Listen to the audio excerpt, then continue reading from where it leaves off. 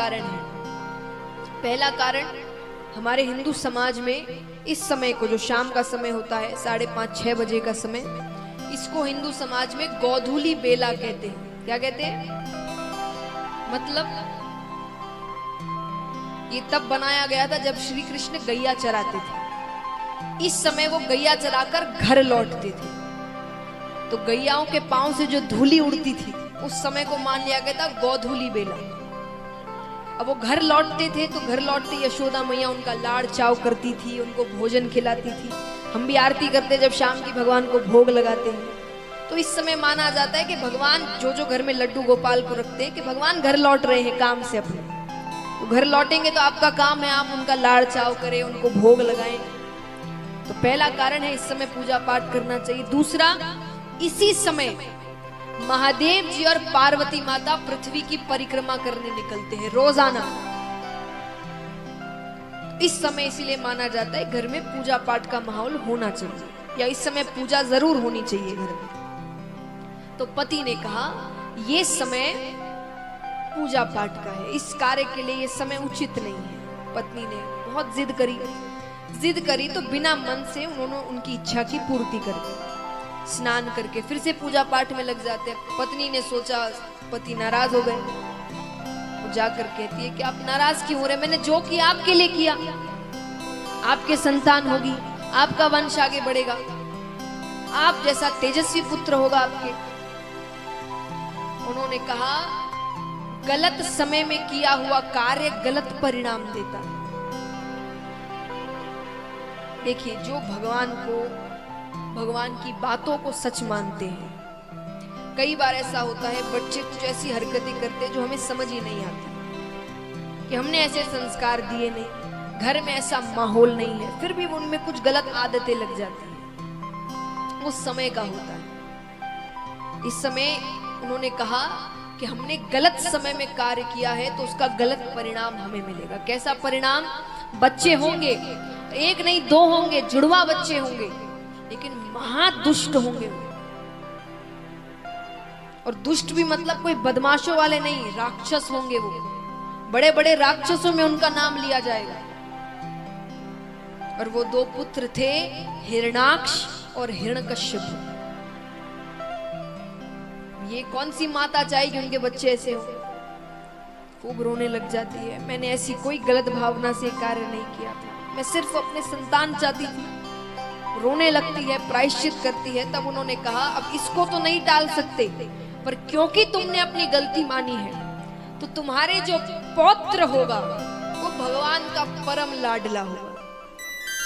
वो छोटा सा बालक होगा लेकिन बड़े बड़े भक्तों में उसका नाम लिया जाएगा। और वो कौन थे? भक्त प्रहलाद। उनके पौत्र भक्त प्रहलाद बनते हैं। तो महाराज, अब राक्षसों को पैदा करना है, आसान कार्य तो नहीं है। अब एक बच्चा अगर जन्म लेता है कितना समय लगता है? कितने महीने तक एक माता गर्भ धारण करती है? 9 महीने। दिति ने 100 वर्षों तक गर्भ धारण किया।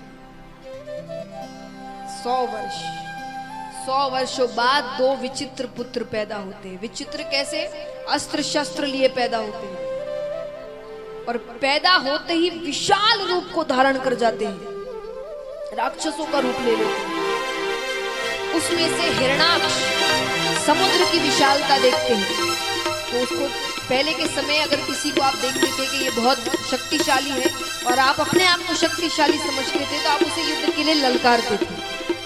अगर वो हार गया तो उसका पूरा राज्य आपका, आप हार गए तो आपका राज्य उनका। तो समुद्र की विशालता देखकर वो समुद्र को ललकारते हैं, या तो ये मेरा होगा या मुझसे युद्ध करो। समुद्र ने कहा मुझसे युद्ध मत करो, मेरे तल पर पृथ्वी रखी है, उसको लेने कोई आएगा, उससे युद्ध करें। समुद्र को पता था उसे लेने भगवान आए। अब यहाँ पर ब्रह्मा जी रचना का कार्य कर रहे हैं, पृथ्वी पर जीवन लाने की कोशिश कर रहे हैं। तो रचना का कार्य होता है, लेकिन रखे कहाँ? तो भगवान का ध्यान करते हैं। भगवान ब्रह्मा जी के नासिका से एक छोटे से वराह का अवतार ग्रहण करते हैं और सीधा समुद्र के अंदर जाते हैं, अपना रूप बढ़ाते हैं और अपने मुख के ऊपर पृथ्वी को लेकर आ रहे हैं। बीच में हिरणाक्ष रोकते हैं, इसे ले जाना है तो मुझसे युद्ध करना पड़ेगा। दोनों के बीच भयंकर युद्ध होता है।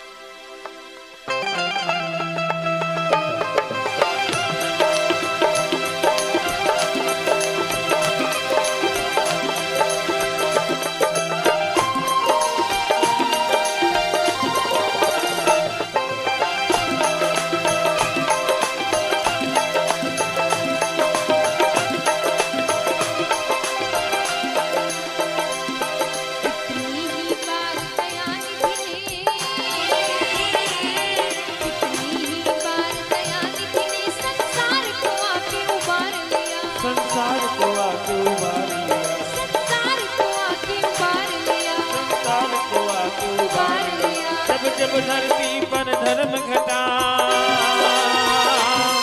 जब जब धरती